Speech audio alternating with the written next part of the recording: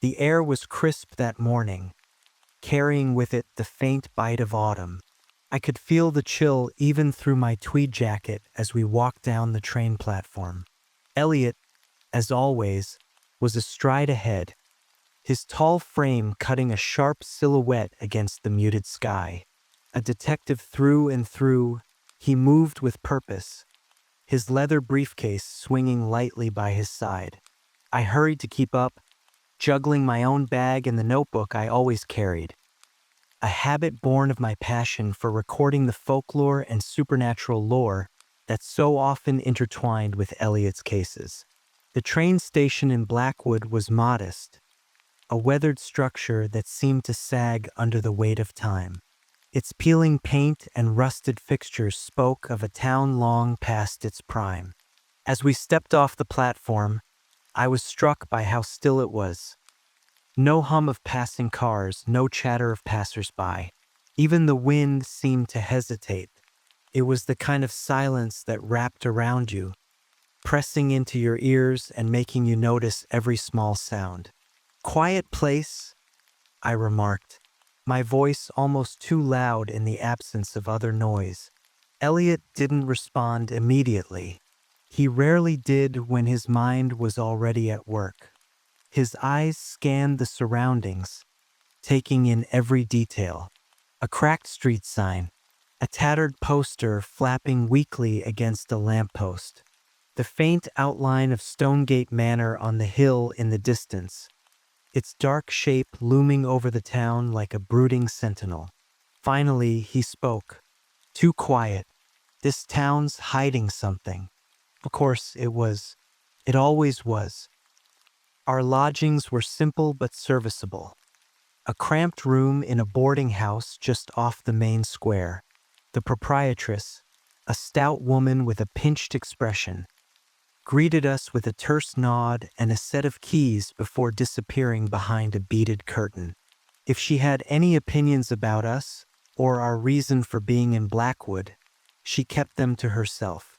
After we settled in, Elliot unfolded the letter that had brought us here. It was handwritten, the ink smudged in places, as though the author's hand had trembled while writing. I had read it before, of course, but seeing Elliot's focused expression as he reread the words made them feel fresh again. "Mr. Brooks," it began, "I beg for your assistance in a matter most dire.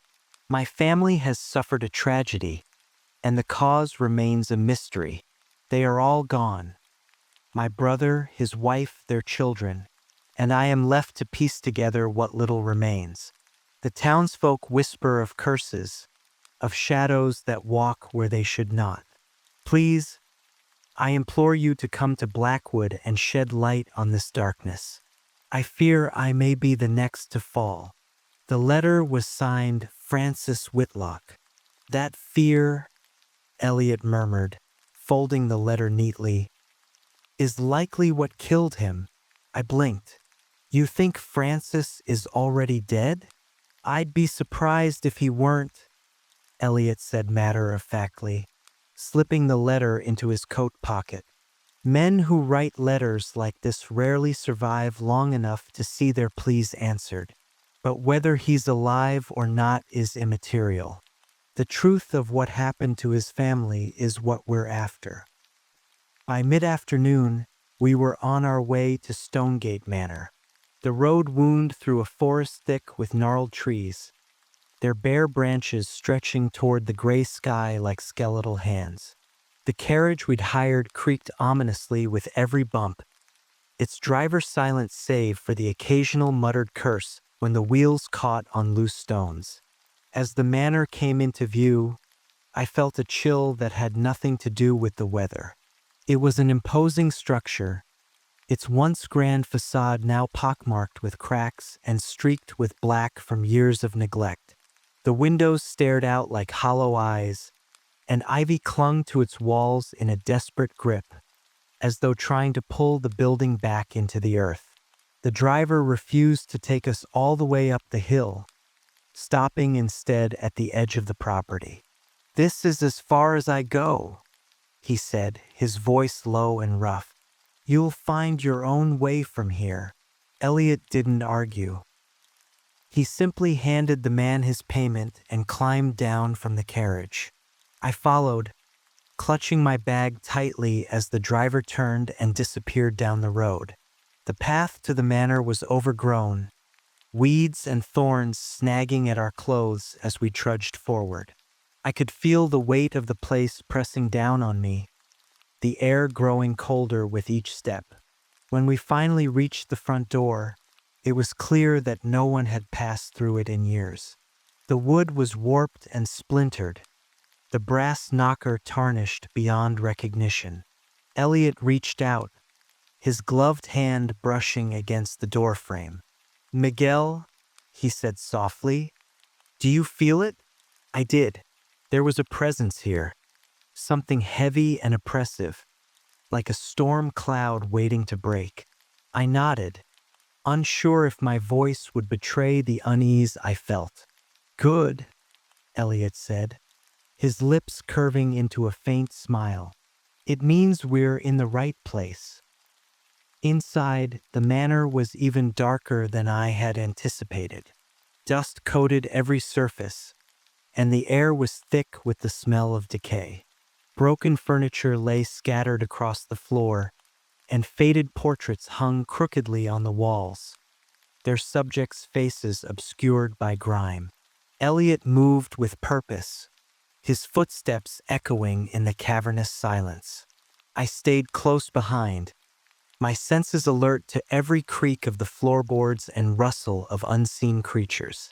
We made our way through the main hall, past a grand staircase that seemed ready to collapse under its own weight, and into what had once been a study.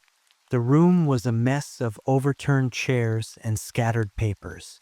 Elliot knelt to examine a pile of documents, his brow furrowed in concentration. I wandered to the desk, my fingers brushing against a book that lay open, its pages yellowed and brittle. The text was written in an unfamiliar script, the letters jagged and spidery. "What do you make of this?" I asked, holding the book up for Elliot to see. He glanced at it briefly before returning his attention to the documents. "It's a cipher," he said, "used for encoding rituals, most likely. We'll take it with us." As I slipped the book into my bag, a sudden sound froze me in place. It was faint, like the whisper of wind through a crack, but unmistakable. A voice, low and mournful, drifting through the air. "Elliot," I whispered, my heart pounding. "Did you hear that?" He stood slowly, his eyes scanning the room. I did. For a moment we were both silent, straining to catch the sound again. But it didn't come. Whatever it was, whatever it had been, was gone. Elliot's expression was unreadable, his mind clearly racing. "Let's keep moving," he said finally, his voice steady. "There's more to this house than meets the eye." As we left the study and ventured deeper into the manor, I couldn't shake the feeling that we were being watched. The shadows seemed to shift and dance at the edges of my vision, and the air grew colder with every step. Whatever we had set out to find here, it was clear that it wouldn't reveal itself easily. The house had secrets, dark, terrible secrets, and I had the sinking feeling that it would do everything in its power to keep them hidden. The walk back to town was heavy with silence. Neither Elliot nor I spoke much, save for a few brief exchanges about the unsettling state of Stonegate Manor. The fog seemed thicker than before, clinging to the narrow road like an unwelcome guest. Every snap of a twig or rustle of leaves made me glance over my shoulder, though I could see nothing beyond the veil of mist. We returned to Blackwood just as the clock tower struck 4, the sound echoing through the quiet streets. The town seemed emptier than it had that morning, as if the locals knew better than to linger outside as night approached. I could feel their unease in the way curtains twitched as we passed by, pairs of eyes peering out for only a moment before vanishing. Our destination was clear: the Blackwood Public Library, a modest stone building that stood stoically on the edge of the town square. If we were to make sense of what we had seen in the manor, we needed to understand the history behind it. And there was no better place to start. The library was warmer than I had expected, its interior illuminated by the soft glow of brass lamps.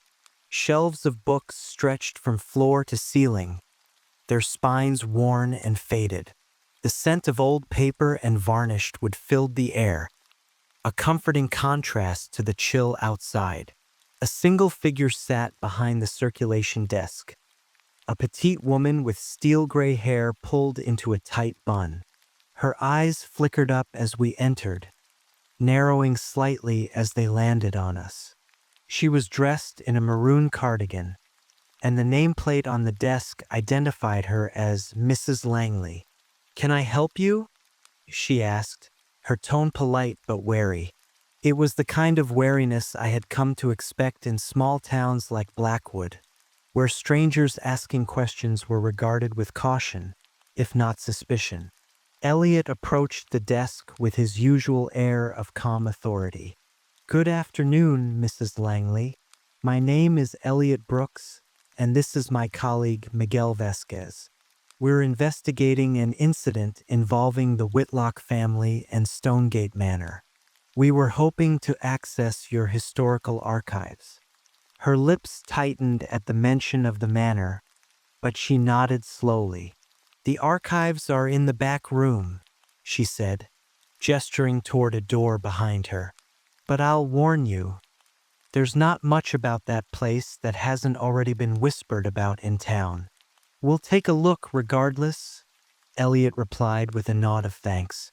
She hesitated, her gaze lingering on him for a moment. Then she leaned in slightly, lowering her voice. "You do well not to pry too deeply into the Whitlocks or the manor.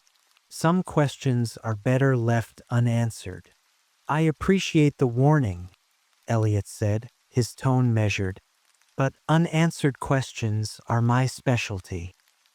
The archive room was dimly lit, with rows of wooden shelves that seemed to groan under the weight of the books and documents they held. A single lamp on a metal desk cast long shadows across the room, giving it an almost otherworldly feel. I set my bag down and began sorting through the neatly labeled sections, while Elliot focused on a shelf labeled Historical Properties. The first documents we found were mundane land surveys, building permits, records of sale.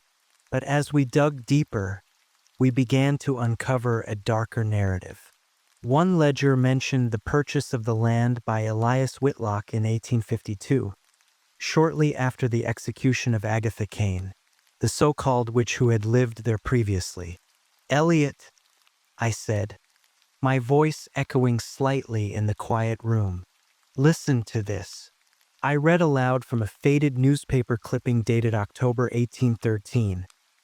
Agatha Kane, a local healer accused of witchcraft, was executed yesterday on charges of heresy, sacrilege, and the use of dark magic. Witnesses claim her final words were a curse upon the land, vowing that those who defile her sanctuary will suffer eternal torment. Elliot's eyes darkened as he listened. "A witch's curse," he murmured. "Convenient scapegoating for a town looking to absolve itself of guilt."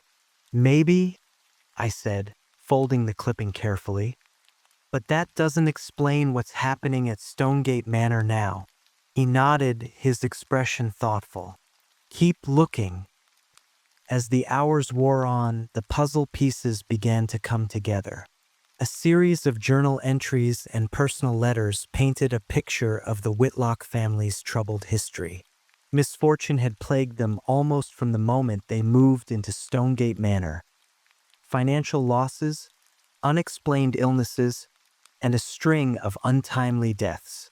The townsfolk had whispered of a curse, but the Whitlocks seemed determined to dismiss such rumors as superstitious nonsense. One letter from Elias Whitlock to his brother was particularly chilling. Asterisk. I hear her whispers in the walls.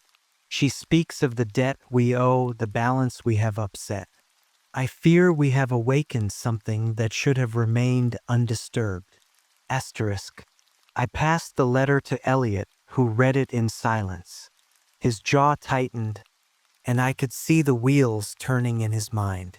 This isn't just about Agatha Kane, he said finally. There's something older at play here. Something the Whitlocks didn't understand. The mention of a debt and balance struck a chord with me. My own studies of folklore and mythology had often uncovered similar themes, of harmony disrupted, of ancient forces demanding retribution. The idea unsettled me more than I cared to admit. As we continued our research, the temperature in the room seemed to drop. My breath came out in faint puffs of mist, and the hairs on the back of my neck stood on end. I glanced at Elliot, who appeared unfazed, his focus unwavering as he sifted through the documents. Then I heard it, a faint rustling sound, like pages being turned, but coming from the far corner of the room. I froze, my eyes darting to the source of the noise. There was no one there, only shelves of books and the flickering shadows cast by the lamp. Elliot, I whispered, my voice barely audible. Do you hear that? He looked up, his sharp eyes meeting mine. I do. Stay here. Before I could protest, he moved toward the corner, his footsteps silent on the wooden floor. I watched as he examined the shelves, his hand brushing against the spines of the books. Then he stopped, pulling out a leather-bound volume that looked older than any of the others.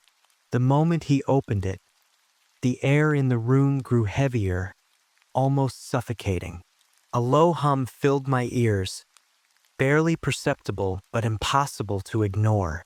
Elliot's expression was grim as he scanned the pages, his brow furrowed in concentration.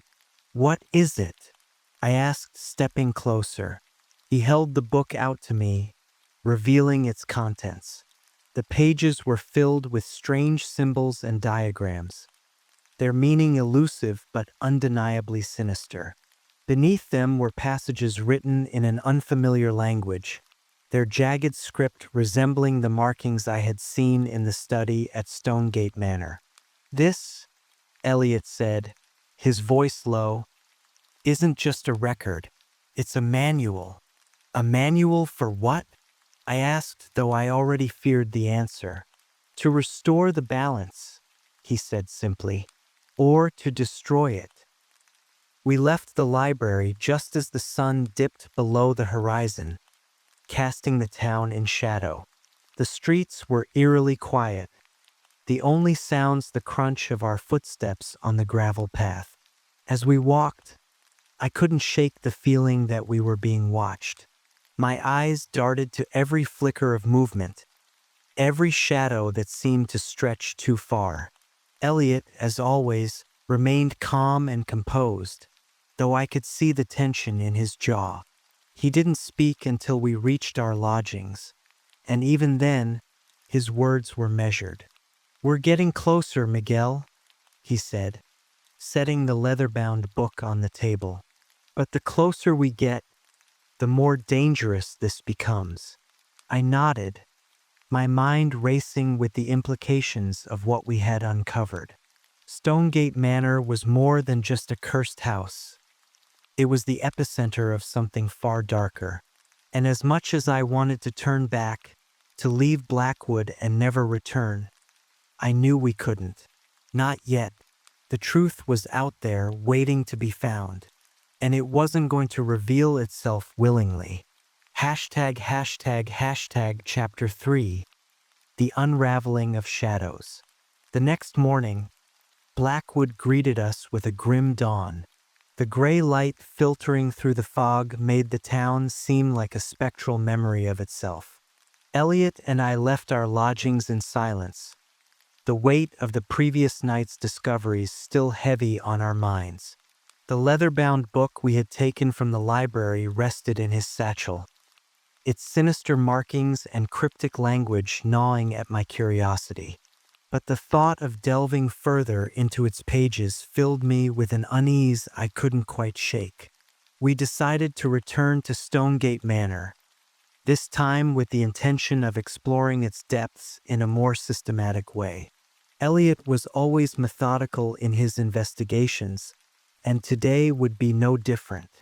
As we made our way back up the hill, the path seemed narrower, the trees more oppressive, as though the forest itself was trying to push us back. "Do you believe in curses, Miguel?" Elliot asked suddenly, breaking the heavy silence. I hesitated. "I believe in history," I said carefully, "and history is full of people who believed in curses. Sometimes belief is powerful enough to make them real, don't you think?" Elliot nodded, his gaze fixed ahead. "Belief," he said almost to himself, "and fear." The manor loomed before us once more, its silhouette dark against the pale sky. This time we entered through a side door that had been partially torn from its hinges, avoiding the creaking front entrance. The inside of the house was no less foreboding than before. Dust and decay had claimed nearly every surface, and the air was thick with the stench of rot. Elliot immediately began examining the floor plan, comparing it to the notes he had made in his notebook. I followed him through the labyrinth of corridors, my senses heightened with each step. The house seemed alive in a way that defied explanation. The creaks of the floorboards underfoot, the faint rustle of unseen vermin in the walls. It all felt deliberate, as though the house was aware of our presence.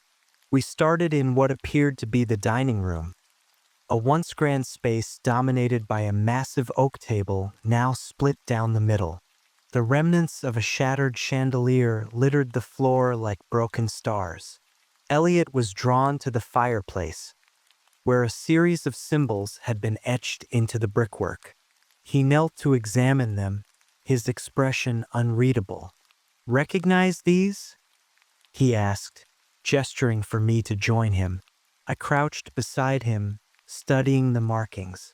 They were similar to the ones we'd seen in the book, jagged lines and circular patterns that seemed to twist and writhe even when I looked at them directly. "They're ritualistic," I said, "probably meant to channel or contain something.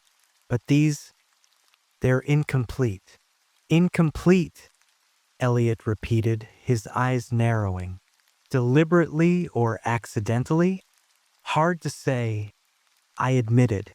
"But if the Whitlocks were trying to use these symbols to protect themselves, they failed." Elliot stood, dusting off his hands. "Then let's find out why." We continued our exploration, moving from room to room with growing urgency. In the library, we discovered a hidden compartment behind one of the bookcases. Inside was a stack of faded letters, their ink barely legible. They were written by Elias Whitlock in the months leading up to his death, and their contents sent a shiver down my spine. Asterisk, "She comes to me in dreams." One letter read, "Her voice is a whisper, her eyes alight with fury. She speaks of the balance that must be restored, of the debt we owe. I fear her anger will consume us all." Asterisk. Another letter referenced a Book of Whispers, the same tome we had found in the library. Elias had described it as a tool for understanding the curse, but his attempts to decipher its contents had only deepened his paranoia. Elliot read the letters in silence, his expression darkening with each one. "He was desperate," he said finally, tucking the papers into his satchel. "Desperate enough to meddle with forces he didn't understand." Our next stop was the basement, a space I had been dreading since we first arrived. The stairs leading down were narrow and uneven, the wood rotting beneath our feet. The air grew colder with each step, and I could feel my heart pounding in my chest. The basement was a cavernous space, its stone walls slick with moisture. Rusted tools and broken furniture were strewn about haphazardly, but what drew our attention was the altar in the center of the room. It was a crude structure made of blackened stone, its surface stained with what I could only assume was blood. Elliot approached it cautiously, his hand hovering over the markings etched into its surface. "This is where it happened," he said softly.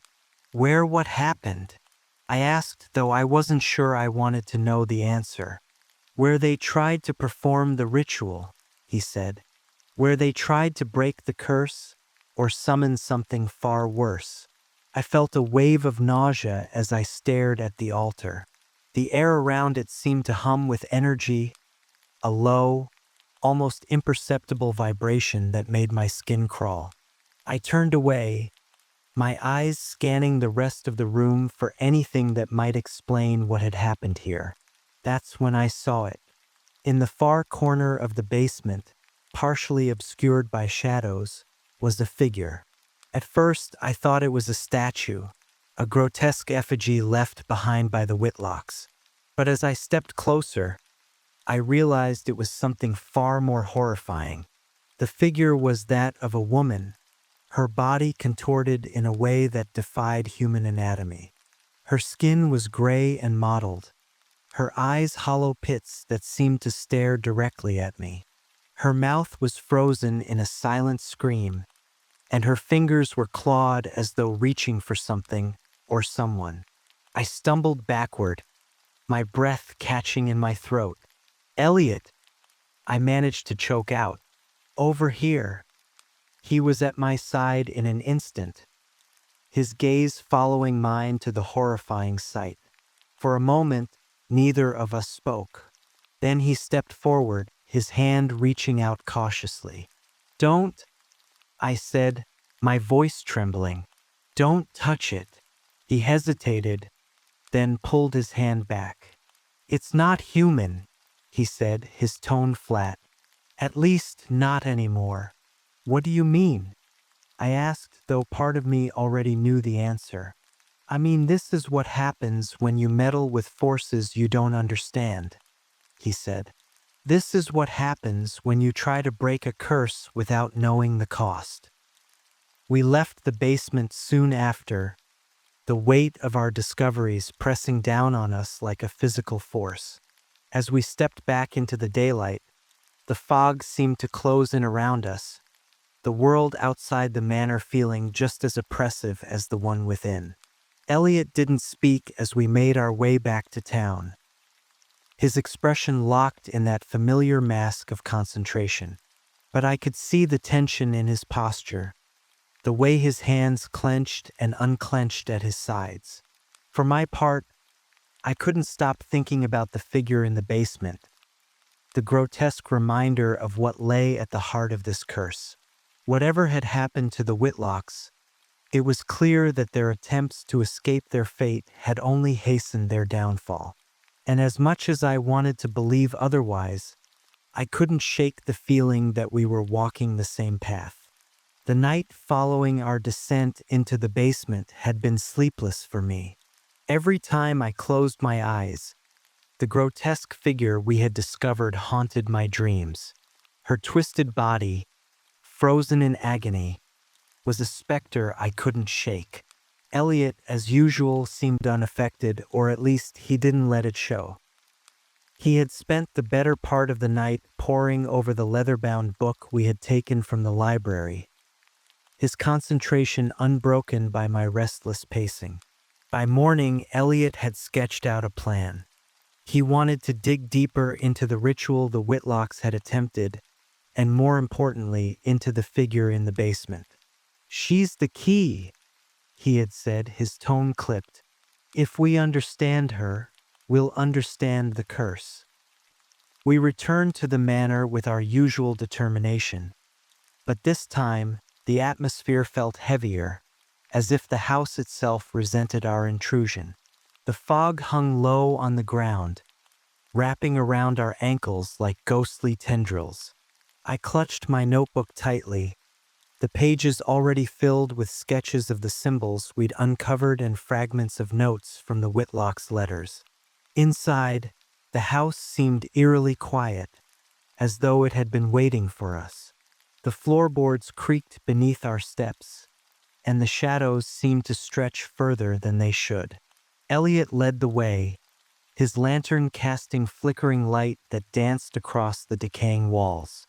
"We'll start in the study," he said, his voice cutting through the oppressive silence. I nodded, trailing behind him. The study was as we had left it, the overturned furniture and scattered papers undisturbed. Elliot went straight to the desk, pulling open drawers and searching for anything we might have missed. My attention was drawn to the walls, where faint markings had been etched into the wood. I hadn't noticed them before, but now they seemed to pulse with an energy I couldn't explain. I ran my fingers over the grooves, their edges rough and uneven. "Elliot," I called, my voice low. He turned, his eyes narrowing as he approached. "What is it?" "These markings," I said. "They're similar to the ones in the book, but different somehow." Elliot leaned in, studying the symbols with the same intensity he always brought to a case. "They're variations," he said after a moment. "Someone was experimenting, trying to refine the ritual." "But why?" I asked, feeling a shiver run down my spine. "To perfect it," he said simply, "or to adapt it to their needs." Our next stop was the library. The hidden compartment behind the bookcase had yielded the Whitlock's letters, but Elliot suspected there was more to uncover. He examined the shelves carefully, running his fingers along the spines and tapping the wood to listen for hollow spaces. Meanwhile, I couldn't shake the feeling that we were being watched. The shadows in the corners of the room seemed darker than before, and the air felt colder. I glanced around nervously, my hand gripping my notebook as if it were a talisman. "Here," Elliot said suddenly, his voice pulling me from my thoughts. He had found another hidden compartment, this one behind a panel in the wall. Inside was a small, leather-bound journal, its cover embossed with the Whitlock family crest. Elliot opened it carefully, his eyes scanning the pages. "It's Elias's personal journal," he said, his tone grave. "This could be exactly what we need." I stepped closer, peering over his shoulder as he read. The entries were fragmented, the handwriting shaky as though Elias had written them in a state of panic. Asterisk. "She speaks to me in whispers, her voice like the rustling of leaves. She tells me the debt must be paid, that the balance must be restored. I fear her fury will consume us all." Asterisk. Another entry caught my attention. Asterisk, "The ritual requires a sacrifice. Only through blood can the curse be lifted and the balance restored." But whose blood? And how much? These are questions I cannot answer. Asterisk. Elliot's jaw tightened as he closed the journal. He knew, he said. He knew what he was doing, but he didn't understand the consequences. "Do we?" I asked, my voice trembling. "Do we understand them?" Elliot didn't answer. Instead, he slipped the journal into his satchel and turned toward the door. "Let's keep moving." Our final destination was the attic, a space we hadn't yet explored.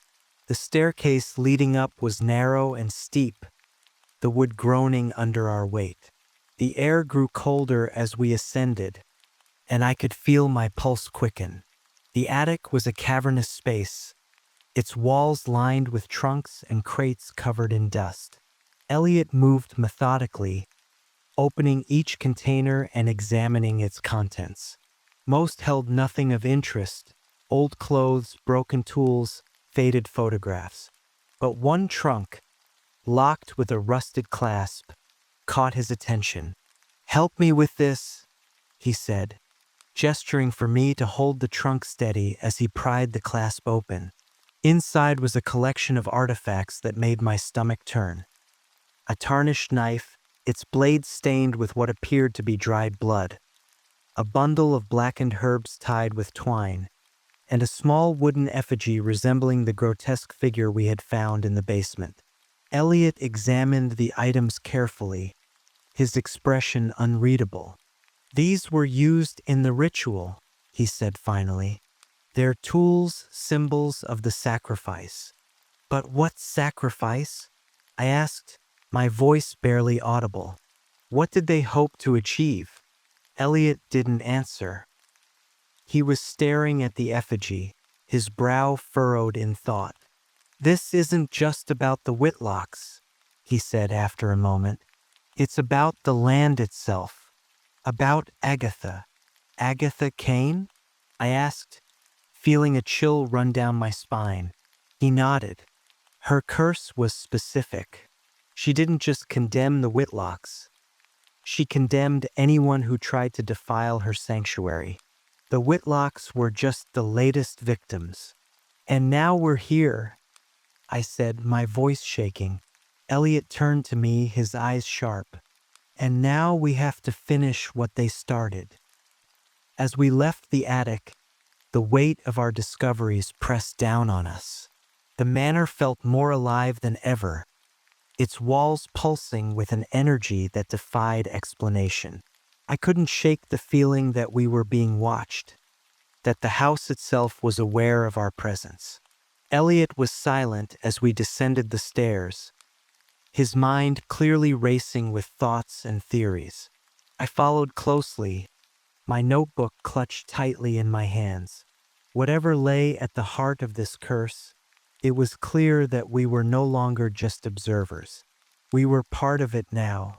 The shadows in the corners of the rooms seemed darker, the air colder. And as we stepped back into the main hall, I could feel the house closing in around us, its presence almost suffocating. Elliot stopped suddenly, his gaze fixed on the door to the basement. "We're not done here," he said, his voice steady. I nodded, though my heart was pounding. Whatever awaited us in the depths of Stonegate Manor, it was clear that we couldn't turn back now. We had opened the door, and there was no closing it. The house seemed to breathe as we prepared to descend once more, its shadows twisting and shifting like living things. I glanced at Elliot, his expression resolute as he adjusted the lantern in his hand. "Ready?" he asked, his voice steady. I nodded, though my palms were clammy with sweat. The figure in the basement was waiting for us, and I knew we wouldn't leave until we had uncovered its secrets. The air grew colder as we stepped toward the stairs, and I could feel the weight of the house pressing down on me, as though it were alive. As we descended, I couldn't shake the feeling that we were walking into the depths of something. The air within Stonegate Manor was thick with an unnatural chill that settled in my chest, making it hard to breathe. There was a heaviness to the silence, as though the house itself were holding its breath, waiting to see what we would uncover next. Each step forward felt like a challenge to the unseen forces that lingered in the shadows, their presence as real to me as the musty scent of decaying wood and damp plaster. Elliot led the way, his lantern casting fleeting glimmers of light across the walls. I followed close behind, clutching my notebook and the small iron pendant I'd taken to carrying for good luck. The basement loomed below us like a gaping wound in the earth, and though we had already descended into its depths before, the thought of returning filled me with dread. The memory of the grotesque figure we'd found still haunted me, a visceral reminder of the horrors we faced. But Elliot was resolute, his movements deliberate as he scanned the ground for any sign of disruption. "We missed something," he said, his voice as sharp as the click of his boots against the floorboards. "Something's here, buried, hidden. We just need to uncover it."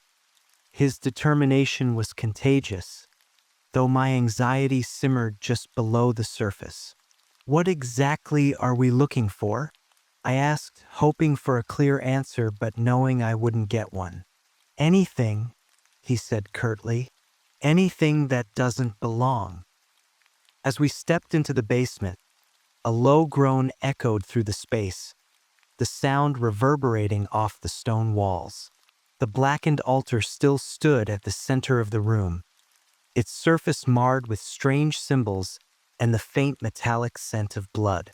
Elliot approached it first, running his fingers over the carvings with a focused intensity that bordered on reverence. "These markings," he muttered, more to himself than to me. "They're meant to channel energy, draw it in, concentrate it. But they're incomplete." He stepped back, gesturing for me to take a closer look. I hesitated, the memory of our last encounter with the altar still fresh in my mind. But curiosity won out over fear, and I knelt beside him, tracing the patterns with my eyes. "They're incomplete," I echoed, my voice barely above a whisper. "Or disrupted. Either way, the ritual didn't work as intended." Elliot nodded, his expression grim. "Which means it didn't end." The weight of his words settled heavily on me, but before I could respond, a sudden noise caught my attention. A faint, rhythmic tapping coming from the far corner of the room. I froze, my pulse quickening as the sound grew louder, each tap echoing like a heartbeat. "Do you hear that?" I asked, my voice shaking. Elliot had already turned toward the source of the noise, his lantern held high. "Stay close," he said, his tone commanding. "And keep your wits about you." We moved together, the light from the lantern cutting through the darkness as we approached the far wall. The sound grew louder with each step, until we stood before a section of the wall that seemed different from the rest. The stones here were newer, less worn, as though they'd been added after the rest of the basement had been constructed. Elliot pressed his hand against the wall, the muscles in his jaw tightening as he pushed and prodded at the uneven surface. "There's something behind here," he said, more to himself than to me. "Help me move this." Without hesitation, I set my notebook aside and joined him, our hands working in tandem to loosen the stones. The effort was grueling, each stone heavier than the last, but finally, we managed to create an opening large enough to peer through. What lay beyond was a small, hidden chamber, its walls lined with shelves cluttered with strange objects. Bottles filled with murky liquids, bundles of dried herbs, and what appeared to be animal bones. At the center of the room was a pedestal, and atop it sat a book bound in cracked leather, its cover adorned with the same jagged symbols we had seen throughout the house. Elliot's eyes narrowed as he stepped into the chamber, his lantern casting eerie shadows across the walls. He approached the pedestal cautiously, his hand hovering over the book as though it might spring to life at any moment. "This is it," he said, his voice laced with both awe and trepidation. "This is what they were using, the Book of Whispers." As Elliot examined the book, I couldn't shake the feeling that we were being watched. The air in the chamber felt heavier than the rest of the basement, pressing down on me with an almost palpable force. Shadows flickered at the edges of my vision, and I turned sharply, expecting to see something or someone lurking just out of sight. "Elliot," I said, my voice barely above a whisper, "I don't think we're alone down here." He didn't look up from the book, his focus unbroken. "We've never been alone, Miguel," he said simply. Not in this house. His words sent a shiver down my spine, but I didn't press the issue. Instead, I kept my eyes on the shadows, my grip tightening on the iron pendant around my neck. Elliot's expression darkened as he turned the pages of the book, his brow furrowing with each new discovery. These aren't just rituals, he said finally. They're instructions, warnings. The Whitlocks weren't trying to break the curse. They were trying to control it. I swallowed hard, my throat dry. Control it? Why would they do that? Power, he said simply. Greed, arrogance. Take your pick. He closed the book with a decisive snap, tucking it under his arm. We need to get this back to the library. If we can translate these passages, we might be able to figure out what they did and how to undo it. As we made our way back to the surface, the house seemed to come alive around us. The creak of the floorboards grew louder, each step reverberating like a drumbeat. The walls seemed to close in, the shadows twisting and writhing as though they had a will of their own. By the time we reached the main hall, my heart was racing, and I could feel a cold sweat trickling down my back. Elliot, ever composed, moved with the same deliberate confidence that had always been his trademark. But even he couldn't ignore the sudden, bone-chilling wail that echoed through the house. A sound so inhuman, so full of anguish, that it made my blood run cold. What was that? I asked, my voice trembling. Elliot didn't answer. His eyes were fixed on the staircase leading to the second floor, where the sound seemed to have originated.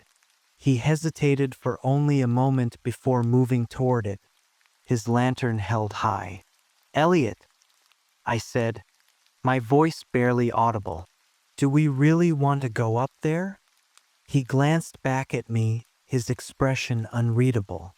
We don't have a choice.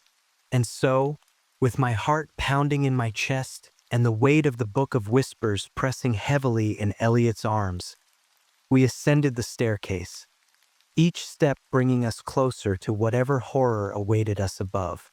The stairs groaned under our weight as we ascended toward the source of the unearthly wail. Each step felt heavier than the last, as though the house itself sought to anchor us in place. My breath came in shallow, uneven gasps, the still air of the manor clinging to my lungs like damp fabric. The lantern in Elliot's hand cast dancing shadows along the walls, flickering with every move we made. The sound that had drawn us upward had ceased, but its ghost lingered in the oppressive silence that followed. I clutched my notebook tightly against my chest, its worn leather cover providing a small measure of comfort. Elliot pressed forward with the unwavering determination that defined him, his silhouette cutting a sharp figure against the dim glow of the lantern. This house is playing games, I muttered, more to myself than to him. Perhaps, he replied without turning his head. But games can reveal truths if you know how to play them. I wanted to believe that, but the sinister presence within Stonegate Manor made me doubt whether we were the players or the pawns. We reached the second floor, where a long corridor stretched before us, lined with doors that yawned open into darkness. The floor beneath us was uneven, the wood warped and splintered with age. The wallpaper peeled in jagged strips, revealing patches of mold and discolored plaster that seemed to pulse faintly under the lantern's light. Elliot stopped abruptly, tilting his head as though listening for something. I strained my ears but heard nothing beyond the faint creak of the house settling. "What is it?" I asked, my voice barely above a whisper. "Footsteps," he said simply. "Ahead of us. Faint, but deliberate." A cold shiver ran down my spine, but I followed as he moved toward the first open door on the left. Inside, The room was bare save for a broken bed frame pushed against one wall and a shattered mirror that hung lopsidedly above it. The glass caught the light from the lantern, sending fractured reflections skittering across the ceiling. Elliot stepped into the room, his sharp eyes scanning every detail. "Someone's been here recently," he said, crouching beside a patch of disturbed dust on the floor. "See the marks? Footprints. And they aren't ours." I swallowed hard, my mouth dry. "Do you think it's them?" He didn't answer, but the grim set of his jaw was all the confirmation I needed. We moved from room to room, each more unsettling than the last. In one, we found faded children's drawings taped to the walls, figures rendered in crude, jagged lines that seemed almost alive under the flickering light. Another held a music box that played a haunting, off-key melody when Elliot wound it, the sound echoing through the corridor like a ghostly lullaby. It was in the third room that we found something truly chilling. The walls were covered in writing, jagged, looping script scrawled in what looked disturbingly like dried blood. The words were indecipherable, but the energy emanating from them was palpable, sending a wave of nausea rolling through me. At the center of the room stood a chair, its wooden frame twisted and warped as though it had been subjected to extreme heat. On the seat lay a single feather, blackened at the edges and reeking of sulfur. Elliot approached the writing cautiously, his lantern held high. "These symbols," he said, running his fingers along the wall. "They're similar to the ones we've seen, but wrong. As if someone was trying to replicate them and failed. Or succeeded in creating something worse," I said, my voice trembling. He didn't respond, his attention fixed on the writing. I took a step closer to the chair, my curiosity battling with my fear. The feather seemed almost alive, its edges curling inward as though recoiling from the light. I reached out hesitantly, but Elliot's sharp voice stopped me. "Don't touch it." I froze, withdrawing my hand as he turned to face me. His expression was more serious than I had ever seen it. "Whatever that is," he said, nodding toward the feather, "it's not of this world."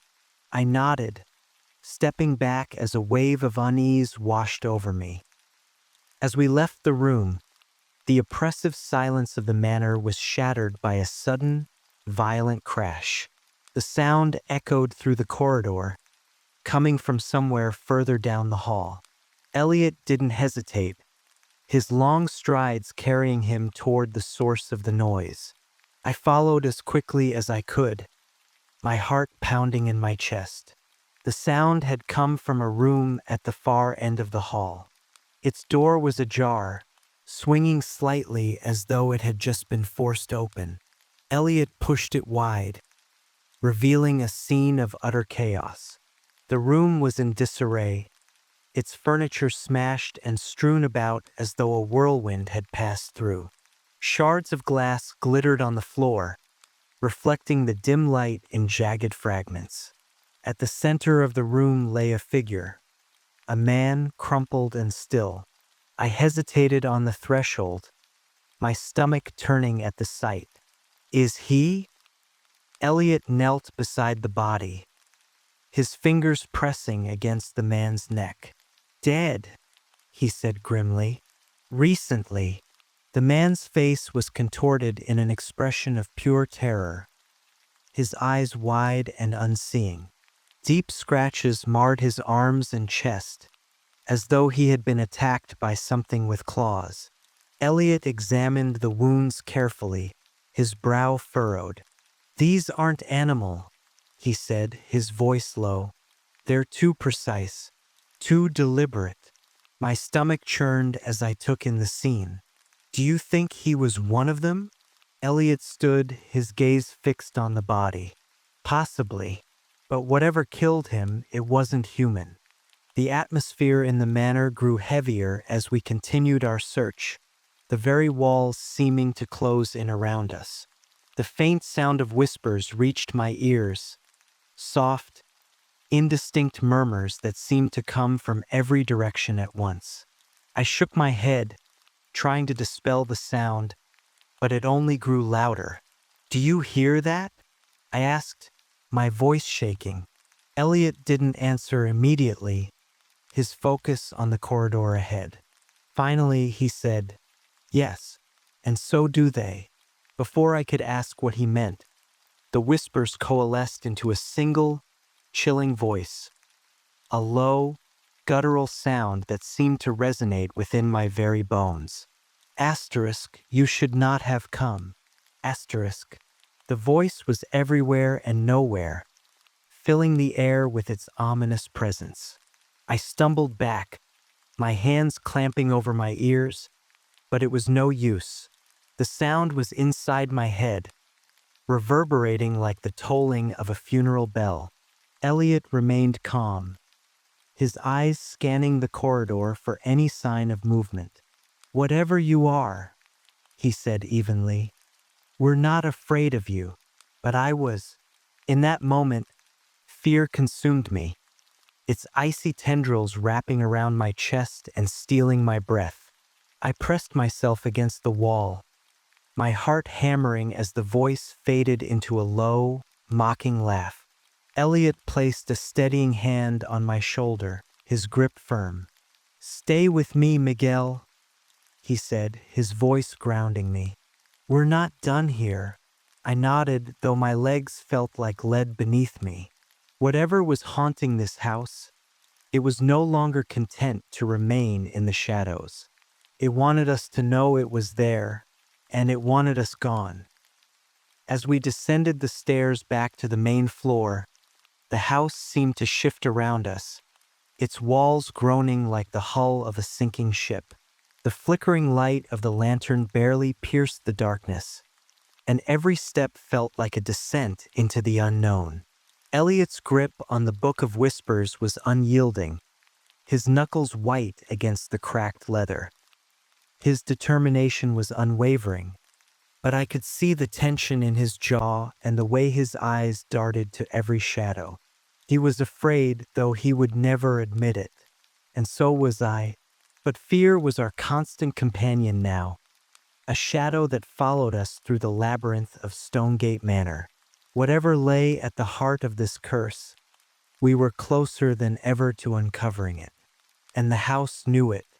The whispers returned as we reached the main hall, their eerie cadence weaving through the air like a sinister melody.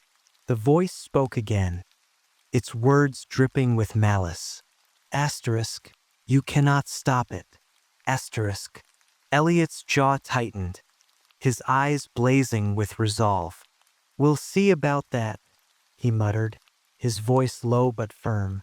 I wanted to believe him, but as we stepped into the darkness once more, I couldn't shake the feeling that the house was right.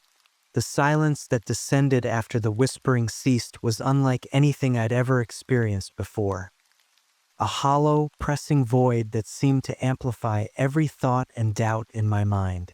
Stonegate Manor felt alive around us, its very structure groaning with malice, and though Elliot's presence beside me was grounding, I couldn't shake the sensation that the house was watching, waiting for its chance to strike. Elliot led the way with purpose, the leather-bound Book of Whispers clutched tightly in his hands. The pages of the cursed tome had already revealed so much, and yet I felt as though we were still grasping at fragments of a puzzle far larger than either of us could comprehend. The tension in his jaw was unmistakable, a sign that even he wasn't certain of what lay ahead. "We're heading back to the basement," he announced, his voice cutting through the suffocating silence. "If we're going to understand what the Whitlocks did and what they unleashed, it starts there."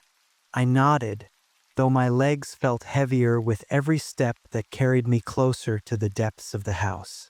The memory of that grotesque figure, twisted and frozen in unnatural agony, clung to me like a shadow. But it wasn't just fear that quickened my pulse.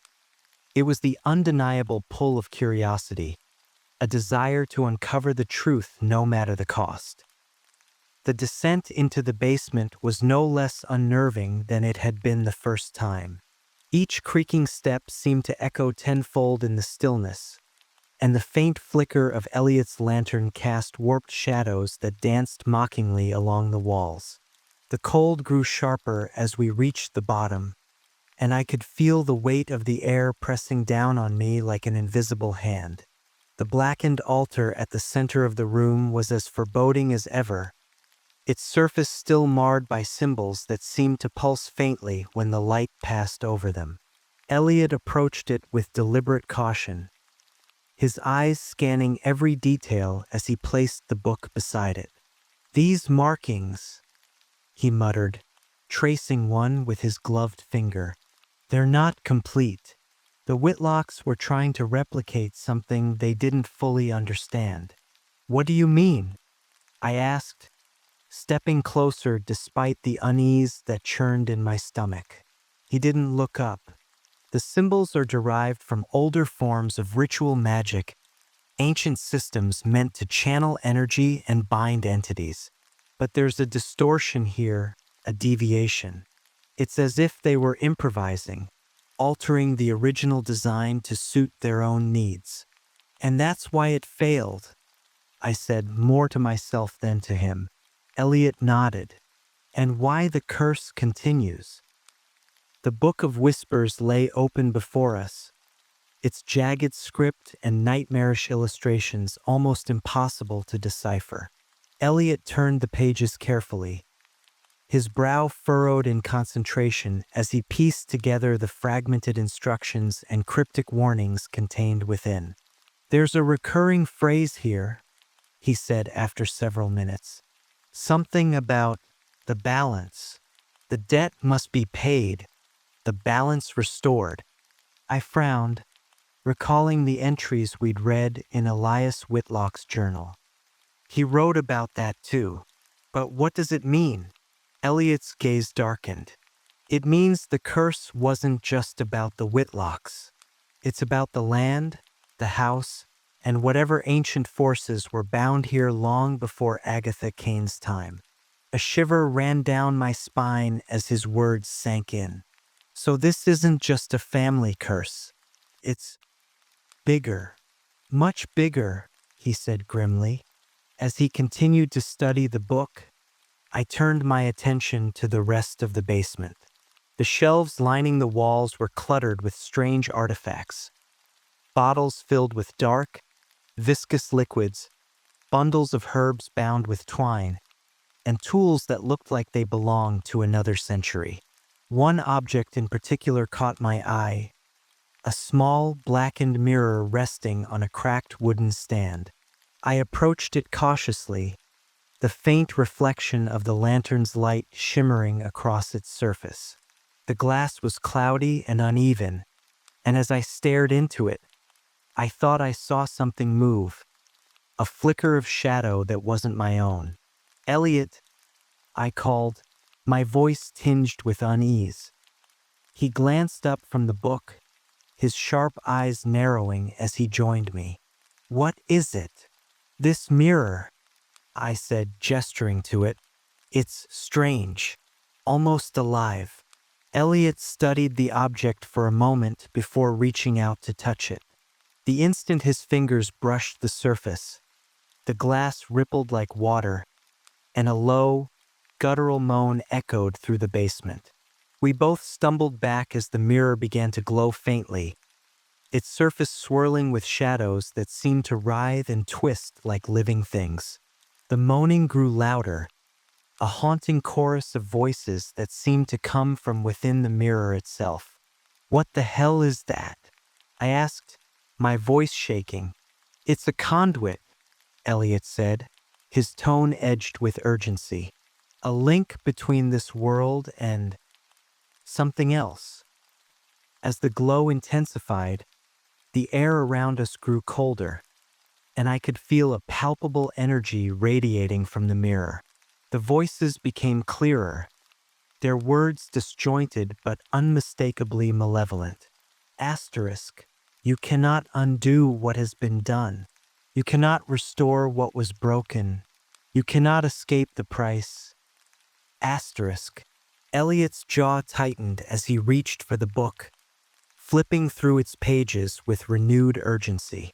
This mirror was part of the ritual, he said, a key component. The Whitlocks used it to open a channel, but they didn't seal it. So it's still open, I said, the realization sending a wave of dread through me. Yes, Elliot said, and if we don't find a way to close it. He didn't finish the sentence, but he didn't need to. The implications were clear. The next several hours were a blur of frantic study and tense silence. Elliot pored over the book, cross-referencing its contents with the symbols on the altar and the writings on the basement walls. Meanwhile, I kept a wary eye on the mirror, its glowing surface a constant reminder of the forces we were up against. Finally, Elliot straightened, his expression grim but resolute. I found it, he said. Found what? I asked, my voice tinged with both hope and trepidation. The ritual, he said. The original design before the Whitlocks corrupted it. If we can replicate it, we can close the channel and end this. But at what cost? I asked, my stomach churning at the thought. Elliot's eyes met mine, and for a moment, I saw a flicker of uncertainty in his usually unshakable gaze. Every ritual requires a price, he said softly. But if we don't do this, the cost will be far greater. As we prepared to enact the ritual, the atmosphere in the basement grew heavier, the shadows deepening and the air thickening with an almost suffocating intensity. Elliot arranged the objects on the altar with meticulous precision, each placement guided by the instructions in the book. I stood by his side, my heart pounding as I watched him work. Are you sure about this? I asked, my voice barely audible. No, he admitted, but it's the only chance we have. With that, he began to chant, his voice steady and unwavering as he recited the ancient incantation from the book. The symbols on the altar began to glow faintly, their jagged lines pulsing with an otherworldly light. The mirror's surface rippled and writhed, the voices within growing louder and more frantic. As the ritual reached its climax, the air around us seemed to vibrate, a deafening hum filling the space. The light from the symbols grew brighter, and for a moment, I thought the entire room would be consumed by its intensity. Then, as suddenly as it had begun, the light faded, and the mirror fell silent. Elliot lowered his hands, his breathing heavy as he looked around the room. It's done, he said, his voice barely above a whisper. But as I stared into the now darkened mirror, I couldn't shake the feeling that we had merely scratched the surface of Stonegate Manor's horrors. And somewhere deep inside, I knew our battle was far from over. The stillness that followed the ritual was suffocating, as though the air itself had been drained from the room. I remained frozen, staring at the darkened mirror as Elliot's voice faded from the final incantation. The glowing symbols on the altar flickered weakly, the energy dissipating like the dying embers of a fire. My chest rose and fell in shallow, uneven breaths, the gravity of what we had just done sinking in. Elliot stepped back from the altar, his hands shaking ever so slightly as he clutched the Book of Whispers. His usual composure seemed strained, though he masked it well enough to keep me grounded. The only sound in the room was the faint creak of the house settling, a sound that was far too deliberate, far too alive for a simple building. It's quiet, I said, breaking the silence, my voice barely above a whisper. For now, Elliot replied, his tone clipped. But quiet isn't always good. I looked at him, my gut churning with unease. Do you think it worked? Did we close it? His jaw tightened, his lips pressing into a thin line as he glanced down at the book. It's hard to say. The ritual was incomplete in its execution. The symbols disrupted, the energies misaligned. Whatever we stopped, it might not be permanent. The answer offered no comfort. My mind churned with the haunting whispers that had filled the room just moments ago. The voice that promised we couldn't undo the damage, that we couldn't escape the price. The house felt dormant now, but I knew that dormancy could be deceptive. Elliot turned sharply, his lantern swinging as he scanned the basement. "There's more," he said suddenly, his voice filled with conviction. I blinked at him. More? We just performed a ritual that nearly tore the fabric of this place apart. What else could there be? "The mirror," he said, nodding toward the blackened glass that now sat inert against the wall. "It's connected. It's not just a conduit. It's a manifestation, a piece of whatever they were trying to summon. If we leave it here, it could reopen the channel." I felt my stomach drop at the thought. The mirror, with its haunting whispers and grotesque glow, seemed to pulse faintly even now, as though its power was simply lying dormant. "So what do we do with it?" "We destroy it," Elliot said flatly, "and we make sure it can never be used again." The process of dismantling the mirror was far more harrowing than I'd anticipated.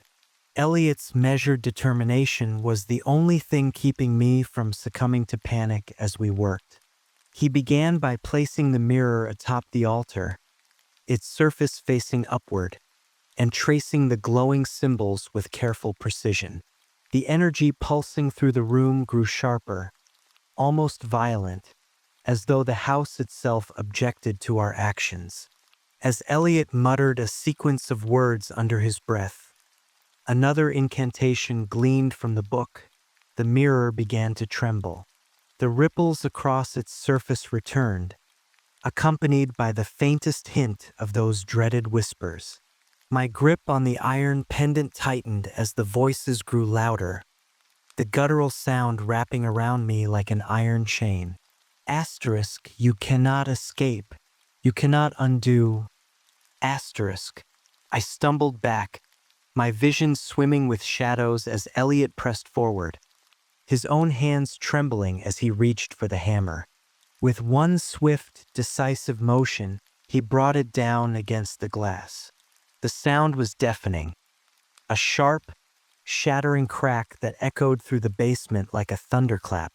I watched in horror as the mirror splintered into jagged shards, each piece glowing faintly before fading into darkness. The whispers died instantly, replaced by a deep, hollow silence that felt far heavier than any sound. For a long moment, neither of us moved. The shattered mirror lay before us, its fragments scattered across the altar like fallen stars. Elliot's breathing was uneven, his grip on the hammer unsteady as he stepped back. I remained rooted in place, my heart pounding as the oppressive weight in the room began to lift. "It's done," Elliot said finally, his voice low.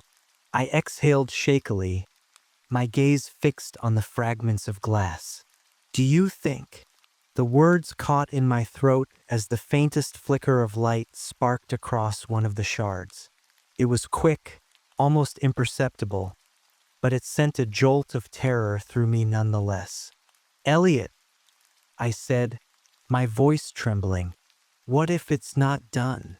He didn't answer immediately, his eyes locked on the shard. Finally, he said, "Then we'll deal with it. Whatever happens, we deal with it."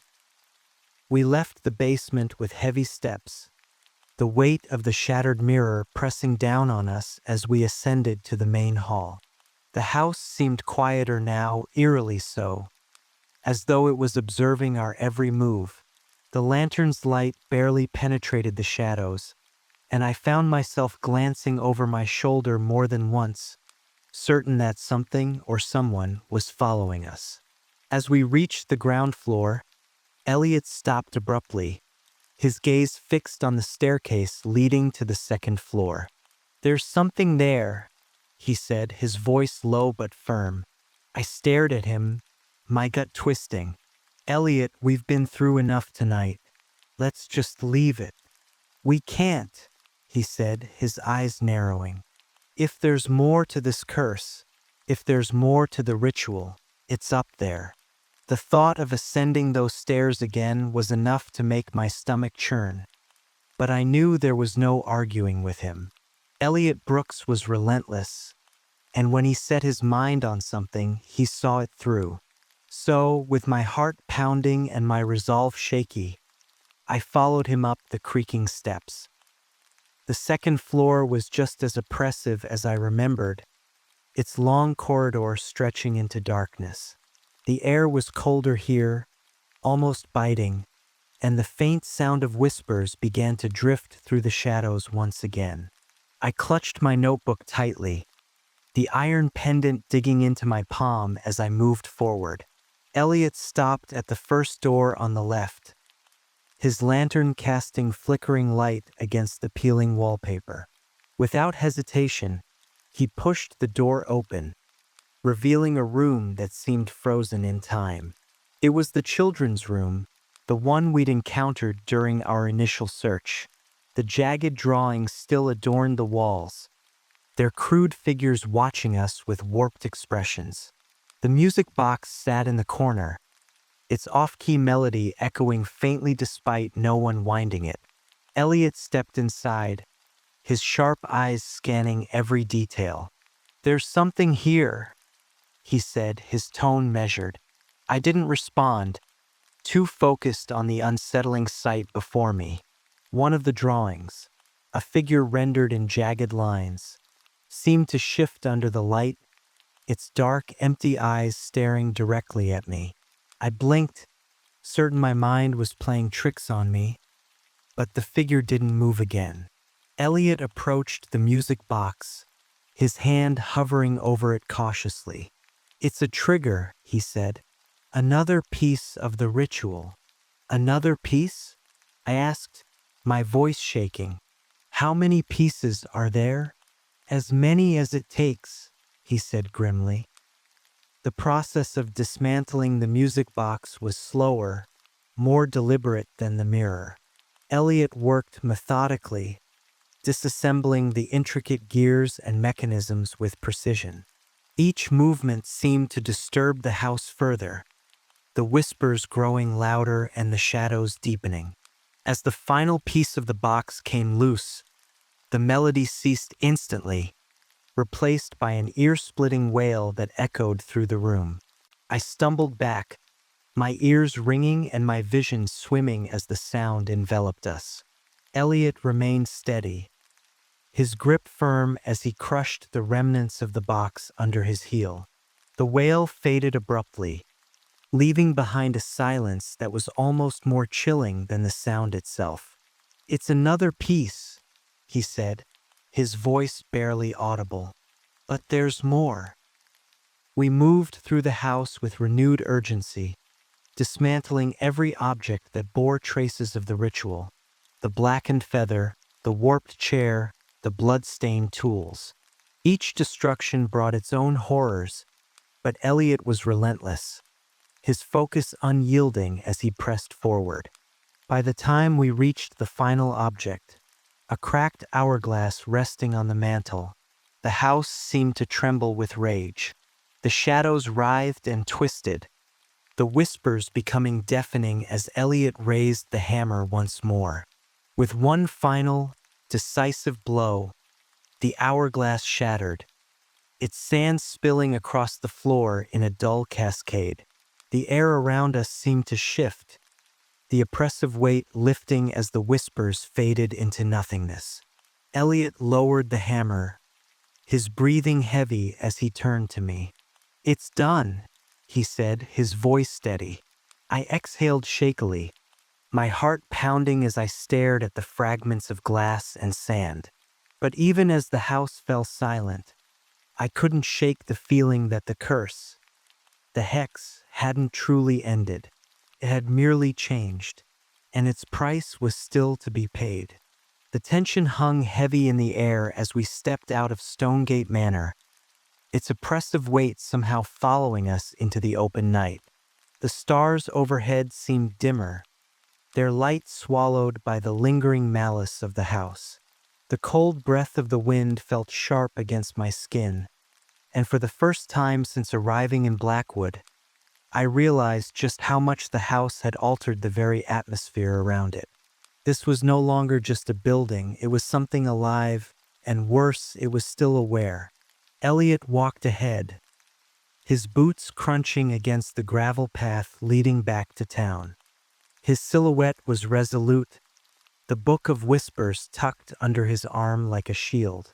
For someone who had just unraveled the threads of a centuries-old curse, he carried himself with his usual impenetrable calm. But I knew him better than anyone. That slight rigidity in his shoulders, the occasional hitch in his step, those were telltale signs of the weight he carried now. I quickened my pace to keep up, my notebook clutched tightly to my chest. The weight of everything we had witnessed in that house bore down on me, its echoes looping through my mind like a fever dream. Every creak of the floorboards, every whisper, every flicker of those grotesque figures haunted me, playing on repeat in a loop I couldn't escape. The shattered objects, the ritual, the mirror. I felt as though we had ripped open a wound and merely placed a flimsy bandage over it. "You think it's over, don't you?" I finally asked, my voice cutting through the silence. Elliot didn't look at me. "I think we did what we could," he said simply. "But curses don't die easily." The streets of Blackwood were deserted as we entered the town square, the dim glow of gas lamps casting elongated shadows across the cobblestones. The library stood in eerie silence, its grand but worn facade looming in the darkness. Mrs. Langley was gone, her desk empty save for a stack of faded catalog cards and a brass bell that hadn't rung in years. The sense of abandonment made the place feel unwelcoming, as though even the books themselves resented our return. Elliot led the way into the archive room, the dim light from his lantern illuminating the rows of shelves that had once seemed daunting but now felt insufficient. I couldn't shake the feeling that the answers we sought wouldn't be found here, but I followed nonetheless, the scratch of my pencil against paper a quiet companion to the scrape of his boots on the wooden floor. "Where are we looking?" I asked, my voice low. "We're not looking for anything new," Elliot said, stopping before the table where we'd first found Elias Whitlock's journal. He placed the Book of Whispers beside the journal, his gaze flickering between the two as though they might yield secrets on their own. "We're confirming what we already know." For hours we worked. Elliot flipped through pages, deciphering symbols and cross-referencing entries in the journal and Book of Whispers, while I combed through Old Town ledgers and property records for any mention of Agatha Kane's sanctuary. But as the night wore on, my unease grew deeper. The room felt colder than it should have, even for Blackwood in autumn, and every whisper of wind against the windows made my heart leap. "Something's not right," I said finally, setting down a ledger filled with blackened smudges that blurred the text. "I don't think the house is done with us." Elliot paused, his hand hovering over an entry in the Book of Whispers. "What makes you say that?" "Because I can feel it," I said, the words spilling out before I could stop them. "That house, it's alive, and it doesn't let go. The mirror, the ritual, the curse, it's all part of something bigger, something we don't understand." He was quiet for a moment, his sharp gaze flicking toward me. "That's always been the danger of knowledge, Miguel. Sometimes the price isn't immediate. I swallowed hard, the lump in my throat growing thicker. What do you think the price is? He didn't answer. By the time we left the library, the first faint hints of dawn were creeping across the sky. The darkness was retreating, but the weight of the night lingered, its claws still embedded deep in my chest. The walk back to our lodgings was heavy, each step dragging as the exhaustion of the past hours caught up to me. Elliot remained ahead, his steady stride unbroken despite the toll the night had clearly taken on him. As we reached the boarding house, I stopped short, the icy tendrils of dread wrapping around me once more. Something was wrong. The door, slightly ajar, revealed nothing but darkness beyond, and the air seemed thicker, heavier, as though it carried the remnants of the house's wrath. "Elliot," I said, my voice trembling, "do you feel that?" He turned to face me, his sharp eyes scanning the entrance with the same calculating intensity he had brought to the ritual. "I feel it." For the first time since meeting him, I saw hesitation in his gaze. But it was fleeting. He stepped forward, pushing the door wide and disappearing into the shadows beyond. The boarding house was silent as we entered, the faint scent of mildew and wood polish hanging in the air. The room we had occupied was untouched, its modest furnishings sitting undisturbed beneath a thin layer of dust. But the oppressive weight of the atmosphere remained, pressing down on us with every passing moment. Elliot placed the Book of Whispers on the small desk by the window, its cracked leather cover catching the first rays of sunlight.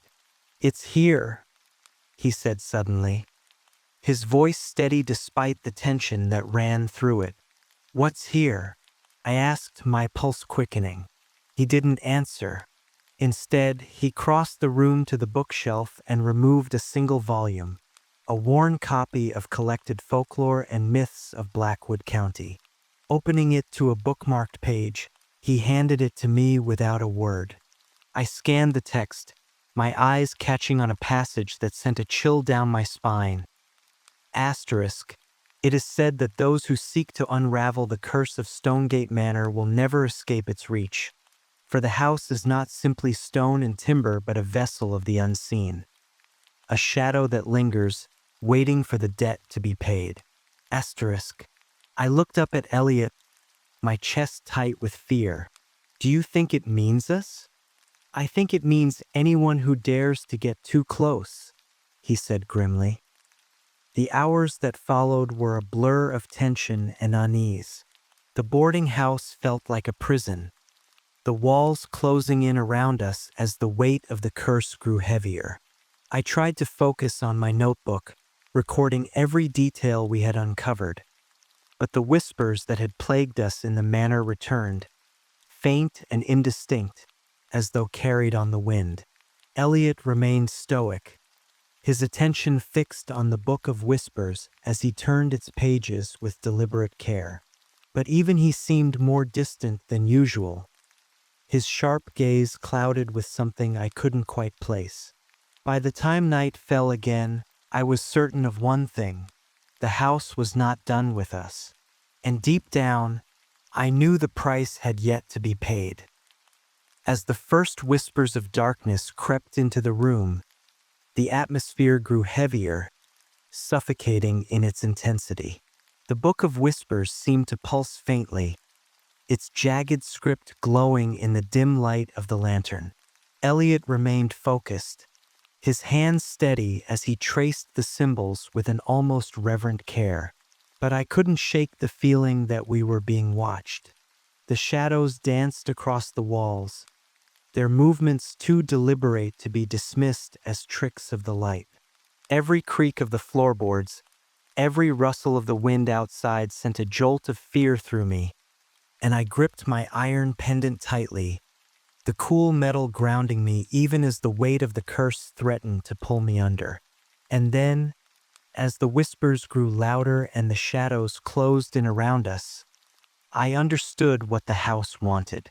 The price wasn't just knowledge. It was us. The shadows moved closer, their presence suffocating, as Elliot's voice broke through the chaos. "Miguel," he said, his tone steady despite the weight in his gaze. "Whatever happens, don't stop recording. Someone has to know." I nodded, my hands trembling as I opened my notebook to a fresh page. The shadows pressed in, their whispers deafening, and then everything went black. The darkness that had consumed us wasn't like any ordinary absence of light. It was alive. It wrapped around my senses, suffocating and unrelenting, whispering truths too incomprehensible to grasp. For the briefest moment, I thought I could see my own memories. A young boy tracing constellations in the Mexican sky, my mother's hands guiding mine over the pages of a well-worn mythological text. But the warmth of those images began to twist, contort, and rot into something terrible, a cold void swallowing even the faintest glimmer of light. "Miguel!" Elliot's voice was the first thing to pierce through the suffocating black. His words felt distant, strained, as though the house itself was trying to drown him out. "Miguel, focus. You can fight it."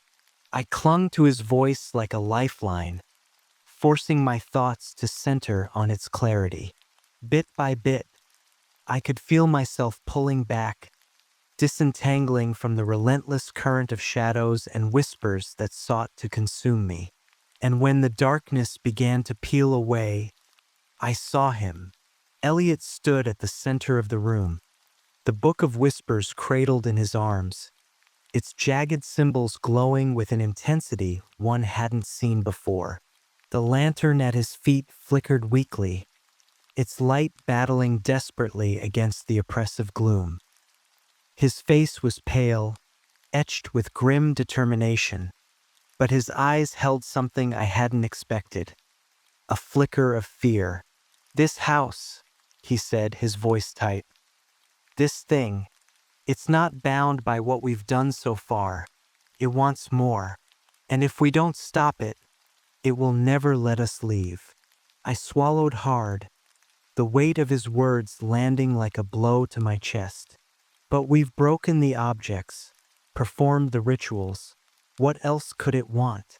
Elliot's gaze locked with mine, the lines of exhaustion and resolve deepening on his face. "A true sacrifice. Not these symbols or relics, asterisk us star. Our lives, our will. That's the price the house wants." The air around us grew heavier, and I could feel the house shifting again, its very structure groaning under the weight of its malevolence. Plaster cracked and splintered above us, raining dust down from the ceiling, while the floorboards warped and twisted beneath our feet. The whispers returned, louder and more insistent now, a cacophony of voices pleading, screaming, mocking. "We need to finish this," Elliot said firmly, pulling a small blade from his coat pocket, a rusted relic we'd found in the basement, its edges dull but undeniably powerful. This blade was part of the Whitlock's ritual, but not for destruction, for containment. It's a failsafe. I stared at him, my pulse racing. "What are you planning?" The mirror was only a fragment of the channel they opened. The real source, whatever's anchoring the house to this curse, it's still here. If we can draw it out, we might have a chance to sever the bond. "How do we draw it out?" I asked, though I dreaded the answer. Elliot's eyes were steady, unyielding. "We give it what it wants." The basement was darker than ever, its oppressive weight almost unbearable as we descended once more. The shattered mirror lay where we had left it, its jagged shards glinting faintly in the faint glow of the lantern. The symbols on the altar had dulled but not disappeared, their energy lying dormant like coiled snakes. Elliot placed the Book of Whispers on the altar, its pages fluttering as though stirred by an unseen wind. The blade glinted in his hand, its tarnished surface catching the flickering light. He motioned for me to stand opposite him, his voice steady despite the tension in the air. "This won't be easy," he said, his gaze never wavering. "Whatever happens, you have to trust me." I nodded, my throat dry. "I trust you." He began to chant, the ancient words rolling off his tongue with a practiced precision that sent shivers down my spine. The air around us grew colder, sharper, as the altar began to hum faintly. The shadows in the corners of the room seemed to stretch and twist, creeping toward us like living things. And then it came. The darkness coalesced into a single entity, a roiling mass of shadows and flickering light that seemed to pulse with an unnatural energy. It towered over us, its form shifting and writhing as though it couldn't decide what it wanted to be. Eyes, too many eyes, glared down at us from the formless mass, their piercing gaze filled with a hunger that froze me where I stood. Asterisk, "You dare to defy me?" Asterisk, the voice was deafening, a chorus of agony and fury that reverberated through every corner of the room. Asterisk, "You think you can undo what has been done?" Asterisk. Elliot didn't flinch. His grip on the blade tightened, and he stepped forward, placing himself between me and the entity. "This ends now," he said, his voice unwavering. The entity roared, its form expanding and contracting as it lashed out. The lantern shattered with a deafening crash, plunging the room into darkness once more. But Elliot's voice never faltered, his chanting growing louder, stronger, as he raised the blade above the altar. "Miguel!" he shouted, his voice cutting through the chaos. "Hold the book steady. Don't let it close." My hands shook as I obeyed, gripping the book tightly as its pages began to glow, their jagged symbols pulsing with an otherworldly light. The energy surged through my fingers, burning like fire, but I didn't let go. Elliot brought the blade down with a force that reverberated through the room, striking the center of the altar. A blinding light erupted from the impact, swallowing the darkness in an instant. The entity let out a guttural scream, its form twisting and splintering as the light consumed it. When the light faded, the silence was absolute. The basement was still, its oppressive weight lifted. The shadows that had plagued us were gone, leaving only the faint glow of the symbols on the altar. The shattered mirror no longer pulsed with energy, its shards dull and lifeless. Elliot stood over the altar, the blade still embedded in its surface. His shoulders sagged, and for the first time, I saw the exhaustion etched deeply into his face. He turned to me, his expression unreadable. "Is it over?" I asked, my voice barely above a whisper. He didn't answer immediately, his gaze shifting to the Book of Whispers in my hands. "For now," he said finally, "but curses don't die easily." We left Stonegate Manor as the first rays of dawn broke over the horizon, casting the town of Blackwood in a pale golden light. The house stood silent behind us, its dark silhouette no longer looming with the same malevolence. But as I glanced back one last time, I couldn't shake the feeling that it was watching, waiting. Elliot and I walked in silence, the weight of the night pressing heavily on our shoulders. The Book of Whispers was gone, left behind in the house that had birthed it, but its presence lingered like a shadow in my mind. As we reached the edge of town, Elliot stopped, turning to face me.